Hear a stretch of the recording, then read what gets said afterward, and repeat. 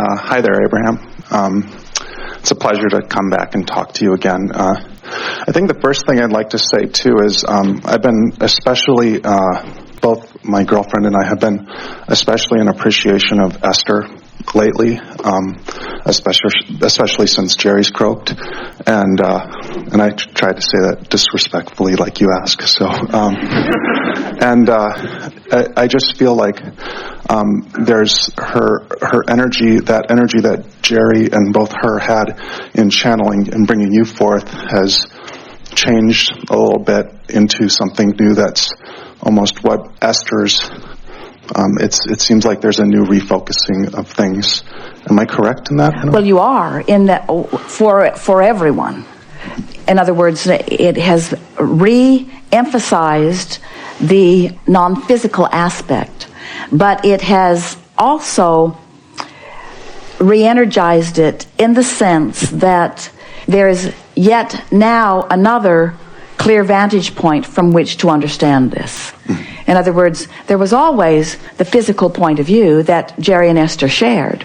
And as they began the exploration of Abraham, it evolved considerably. And then they began opening it to more like you. And as we were playing together and co-creating together, there was a relationship that was established and evolving, but established between physical and non-physical, with you all providing your physical vantage point and Esther allowing us to express our non-physical vantage point. Now, because of Jerry's reemergence into non-physical and Esther's close awareness and association with him, she is now reaching for an understanding of where he is and what it's like for him on a daily basis. And what she's beginning to understand, it's coming up several times in every day. Rather than Esther trying to understand where Jerry is or who Jerry is or what it's like for Jerry now, when she reaches there, she has no real frame of reference. Right. So she gets lost in the focusing. But when she focuses in her now on the things that are important to Jerry, on the things that they established together, and on the things that are still important to him, she can feel him joining her fully in her full and powerful present now. You see, yeah. It's like adding another dimension of clarity and focus. And part of it is because she and you all are asking more defined questions. But another part of it is because there is a recent participant who is still involved in both aspects of the question and answering, who is defining it with greater detail that you're feeling. And this is very satisfying. Yeah, absolutely. And this kind of leads into something I've been wanting to ask since Jerry's transition, and it's been, and maybe Jerry can chime in and add his 2 cents to this, but what was kind of his experience making that transition as far as his feelings? And I don't know, maybe you can... Oh, it's always exhilaration and relief, because under all conditions, the reemerging in the non-physical is the releasing of resistance every time. No matter what the degree of it, it's always the releasing of resistance. And so it was elation and relief and an ensuing of clarity and a rejuvenation, a revitalization, a remembering of who you are, a clear view into the vortex, and an appreciation of what had been put there. You hear people talking about their life flashing before their eyes. It was a sudden and dramatic realization of the value of all things considered, you see. It is an exhilarating experience that you will all know in time. Esther wants to know it without having it. And that's part of what's going on. She wants to feel what that is while she's still focused here, which is the absolute reason for their joining together and rendezvousing with Abraham and all of you to begin with. Okay. In other words, we didn't come forth to teach you how to croak. That was inevitable. Yeah. We didn't come to get you to sift through contrasts so that you could add to the vortex and add to the expansion of the universe. That was inevitable. We aren't talking to you to help ease your death experience. There's no problem with the death experience. You got that all worked out a long time ago. We're visiting with you because it's time for you. It's what you all wanted. It's what you said when you came. It's time for you to be fully present now. It's time for you to allow the wholeness that you are to be focused within you now. Here now.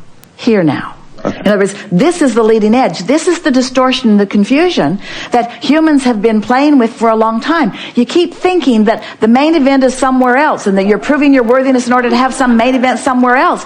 And we want you to understand that the main event is right here and we're all here with you. You're just often the last one to the here and now party, even though you're here and now.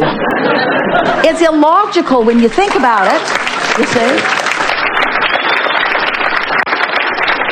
We said earlier today that there is nothing that we enjoy more, and we enjoy it more than all other things put together, when we know what's in your vortex and we are there living the fullness of it, and then you find a way to be there too, and you are consciously acknowledging that you are there. And so that's what we're talking about here. So Esther is walking on the beach and she is feeling the beauty of the day and knowing, because of her talking about Jerry and talking with Jerry, knowing that it is him enjoying this moment and her, for the first time in a while, not disallowing him in doing so. So then she notices the difference between a moment like that where it's just, look, seal, sand, shell, water, wind, sky. In other words, general things, none of which are resistant in nature, which allow her alignment, which then allow broader view, in this case Jerry's view, to share in her moment and give her the best feeling moment on the beach ever, ever, ever, ever, ever, ever, ever, ever, ever. Because she's focused and allowing it. As compared with walking down the beach and noticing that she's alone. Or walking down the beach and remembering that they used to do it, but now they're not. Right. Such a huge difference. And so many people are moving through life thinking about things rather than feeling things, and depriving themselves, therefore, of the true awareness and the true meaning of what living in the moment is. Because living in the moment means all of you living and focused in this moment. And so often, you're focused in this moment in a way that your inner being isn't, or your inner being is focused in this moment in a way that you aren't. But when you join together, that's what we mean by being present in your now. That's what we mean by your point of power is in the present.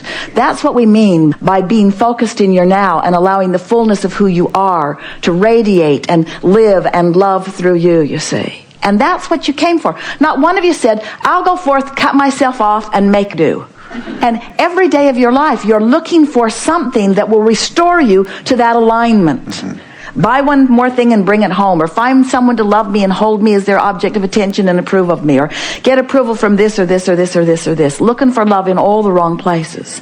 When it's all available to you here and now. It's your now point of focus. It's about establishing an emotional grid that does not disallow the wholeness of who you are.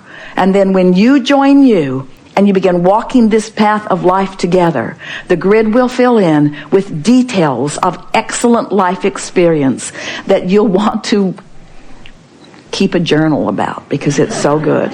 We've had quite an interesting conversation today. And from our perspective, it was emphatically out there on the leading edge. We often come together and have conversations about things that truly take thought beyond where they have been before. But this one is especially satisfying today, not only because we've moved into some new places.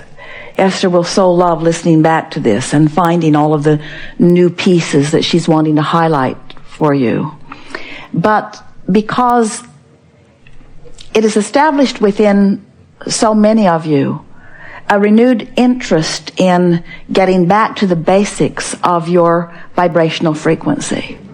sort of taking it out of your head and putting it more into your heart, so to speak, into the vibrational beingness. And because of the conversations that we've had, we know that you know that the grid will fill in with the details of life that you describe as meaningful physical reality. There's no separating non-physical from physical. And we've all come so far. You are out here on the leading edge, and that's the part that we think you got with greater clarity here today. That creation is happening here, and that Source is joining you here, and that this is where the party really is. And that there are times when you allow a full recognition of the bliss and beauty and perfection of you and of life, and there are times that you don't. And we think that if we were standing in your physical shoes, we would be reveling in this new knowledge. Jerry said to Esther the other day, and she heard him laughing so hard while he said it. She was asking him a business question, something specifically about something that she was wondering what to do about. And his words to her were, well, if I was standing in my physical shoes. And then she realized that he can stand all day if he wants to in her physical shoes, although she rarely does herself.